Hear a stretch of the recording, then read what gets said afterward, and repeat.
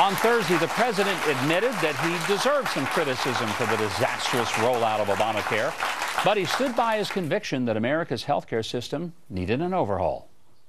When I see sometimes folks up on Capitol Hill and Republicans in particular who have been suggesting, repeal, let's get rid of this thing, I keep on asking, what is it that you want to do? Are you suggesting that the status quo was working?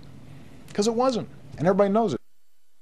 Well, so do Republicans. Do they have a better idea on how to fix health care? Joining me is former Republican presidential candidate and Pennsylvania Senator Rick Santorum. Rick is now the CEO of Echo Light Studios, and they're the makers of a brand new holiday movie, The Christmas Candle. That's going to be in theaters next weekend. We'll be talking about that a little later. Senator, when the government shutdown happened, I thought this was just not a smart way to go because it took all the attention off the launch of Obamacare, put it all on Republicans, and made them appear to be responsible. Can we recover from that? And does the Obamacare rollout really need to be front and center? Well, it absolutely needs to be front and center because it is the biggest fundamental shift in American history of the relationship between the government and the people. And this is a disaster because what it is, I hate to use the term, but it's really un-American. It's not how America functions. We don't need the government telling us what insurance we need. It's one thing to take care of the needy. It's one thing to take care of the elderly and provide for those who have trouble providing for themselves. But for the government to come out and say, we're going to tell every American, this is what you're going to have, this is how much you're going to pay, this is the way you're going to tell every insurance company, here's how much money you can charge, here's how much money you can make. That's what this system does. And it is un-American. It's not how America functions well. It's not how we got to the greatest country in the history of the world. And so as it rolls out, there will be all sorts of pushback. Why? Because it goes against the grain of who we are. And that's why it's so important. I was shocked that the president came out this week and essentially ordered the insurance companies to put a specific product on the shelf that he had already said you couldn't put on the shelf. It was almost like saying this is a terrible thing. They deliberately didn't want it on the shelf. Yeah. They deliberately said we know best what's for everybody, and people have to have all these different coverages. And I mean, the idea that people can go out and shop for whatever they want is an anathema to them. They believe they know what you want. It's almost like, though, the president prescribing a particular product would be like the president getting up at the podium and saying, I order McDonald's to put the McRib back on the menu for all time, you know, we don't expect the president to start dictating to the private sector what products they're going to serve. Here's the thing that irritates me the most, and we've talked about this before. The president of the United States cannot get up and say, I am not going to enforce this law. The law says this, but I'm going to tell you to do this. And he's done it on immigration. He's done it on health care. He's done it on a whole variety of different. He almost does it every week where he is the imperial president. Is there a way to challenge him legally?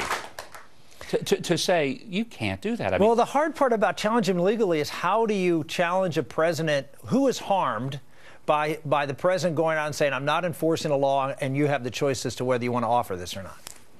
That's the problem, is that he's very clever. Look, they're very clever in what they do and the fights they pick. But the premise is a dangerous one. The premise is very dangerous that the president can decide with the Defense of Marriage Act, I'm not going to enforce the law. Right. I've mentioned immigration, a whole host of other issues. That should scare people on the left and the right. Because if he does it, someday a Republican president's going to do it. One of the criticisms of Republicans is that, well, we haven't put any ideas in place. I know that's not true. You know it isn't. This whole thing was supposed to fix health care for 15% of the people who didn't have it.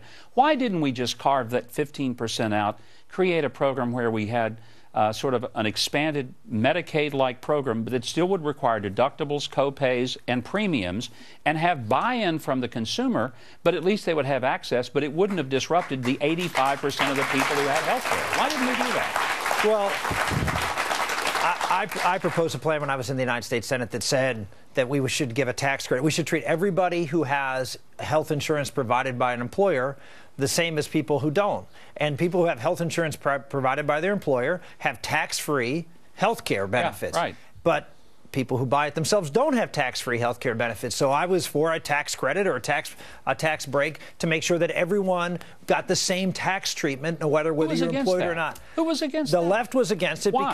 Because it was about private sector reform and not government control. It wasn't, we're going to make everybody buy this certain policy. We're going to prescribe, you know, what medicines we're going to allow. We're going to put caps on services. We did Medicare prescription drug coverage, which was very similar to what you described, which was the government giving a sort of a voucher and seniors going out. They were against 100%. They wanted to control drug prices. They wanted to limit options for people as to what drugs they can take, because they were going to decide, not the doctor, what prescriptions were going to be proper for what things. It is the idea that we know best in Washington. That's their approach, as opposed to letting the private sector and the public have their choices. Look, I can't let you get out of here until we talk about the movie A Christmas Candle. It opens up next weekend. Yeah. We only have about a minute, but I want you to talk about the Christmas Candle. The Christmas Candle is I say it's a mix between It's a Wonderful Life and The Christmas Carol. Set in Victorian England, and it's a story of people struggling with their faith and whether God is with them. And what a better time to think about whether God is with you than when God is with us. And you've got a great cast. This is wonderful. A star-studded Susan cast. Boyle is in it. She sings a beautiful song. You can go on her CD is out right now, and you can listen to the Miracle Hymn, which is a beautiful hymn that was written for this movie. It's in theaters all across the country. TheChristmasCandleMovie.com is the website, and it is a beautiful movie. Downton Abbey. If you love Downton Abbey, you're going to love this movie. It has that kind of wonderful, warm, holiday-ish feel when you think of a Victorian Christmas, and yet it's a movie about Christmas. Not about Santa Claus, not about elves, but about what Christmas is about. We need some more wholesome things like that. The Christmas Candle. Thank you, Senator. Great to have you here. Well, the latest jobs numbers from the government show that America's labor force is now at the worst since the Carter administration. Coming up, I'm going to talk to a recent MBA graduate. Now, he's come up with some pretty creative ways to market himself.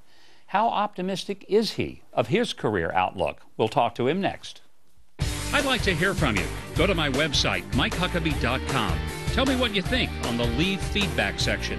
Or sign up for my Facebook page and follow me on Twitter. You can find a link to that and more at MikeHuckabee.com.